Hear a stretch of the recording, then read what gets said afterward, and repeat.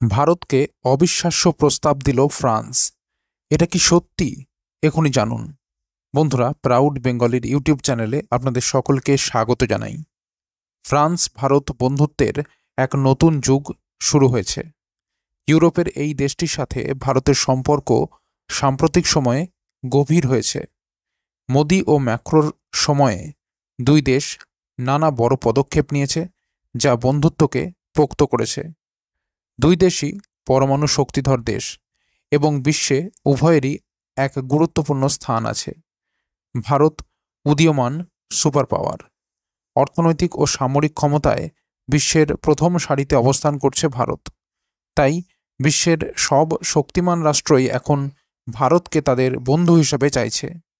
ভারত ও ফ্রান্সের মধ্যে বাণিজ্যিক ও সাংস্কৃতিক বিনিময় তো আছেই, তারই সাথে সামরিক ক্ষেত্রেও আদান প্রদান রয়েছে। ফ্রান্স থেকে ভারত বিভিন্ন সময়ে নানান প্রতিরক্ষা সরঞ্জাম আমদানি করে থাকে। রাফালের মতো শক্তিশালী যুদ্ধবিমান ভারত ফ্রান্স থেকেই কিনেছে। ভারত ফ্রান্সের বন্ধুত্ব এখন সারা বিশ্বের চর্চার বিষয়। এমত অবস্থায় ভারতকে অবিশ্বাস্য প্রস্তাব দিল ফ্রান্স। বন্ধুরা, পুরো খবরটি আপনাদের বিস্তারিতভাবে জানাবো। তার আগে ভিডিওটিকে লাইক করে রাখুন এবং চ্যানেলটিকে সাবস্ক্রাইব করে রাখুন এই ধরনের গুরুত্বপূর্ণ খবরাখবর সবার আগে পাওয়ার জন্য। আর বন্ধুরা, সকলেই কমেন্ট বক্সে লিখে জানান, ব্রিটেন ও ফ্রান্সের মধ্যে আপনি কাকে ভারতের সবচেয়ে বড় বন্ধু বলে মনে করেন? লিখে জানান কমেন্ট বক্সে। তো বন্ধুরা, চলুন এবার পুরো খবরটি বিস্তারিতভাবে এবং গভীরে জেনে নেওয়া যাক। ফ্রান্স ভারতকে পরমাণু সাবমেরিন, জেট ইঞ্জিন এবং আন্ডার ওয়াটার ড্রোন সরবরাহে পূর্ণ সহযোগিতা প্রদানের ঘোষণা দিয়েছে। এই প্রসঙ্গে আগামী কিছুদিনের মধ্যে প্যারিসে ভারতের জাতীয় নিরাপত্তা উপদেষ্টা অজিত দোভাল এবং ফ্রান্সের কূটনৈতিক উপদেষ্টা এমানুয়েল বনের মধ্যে কৌশলগত আলোচনা অনুষ্ঠিত হবে। এই আলোচনায় ভারতের জন্য 110 কিলোনিউটন থ্রাস্ট জেট ইঞ্জিনের পূর্ণ প্রযুক্তি স্থানান্তর, পরমাণু সাবমেরিন নির্মাণ এবং পূর্ণ ক্ষমতাসম্পন্ন আন্ডার ওয়াটার ড্রোন সরবরাহ নিয়ে আলোচনা হবে। এই বৈঠকটি এমন এক সময় অনুষ্ঠিত হচ্ছে যখন ভারতীয় নৌবাহিনী সরকারকে ভবিষ্যতে অপারেশনের জন্য 2টি পরমাণু সাবমেরিন নির্মাণের প্রস্তাব দিয়েছে।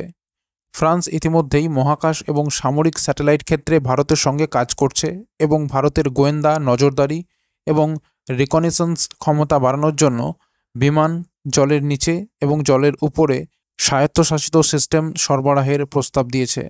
অজিত দোভাল তার সফরে ফরাসি প্রেসিডেন্ট ম্যাক্রোর সঙ্গেও সাক্ষাৎ করবেন এবং ইউক্রেন যুদ্ধের সমাপ্তির জন্য ভারতের প্রচেষ্টার বিষয়ে তাকে অবহিত করবেন। ফ্রান্স ইতিমধ্যেই রাশিয়ার সঙ্গে আলোচনা করার ভারতীয় প্রচেষ্টাকে সমর্থন করেছে।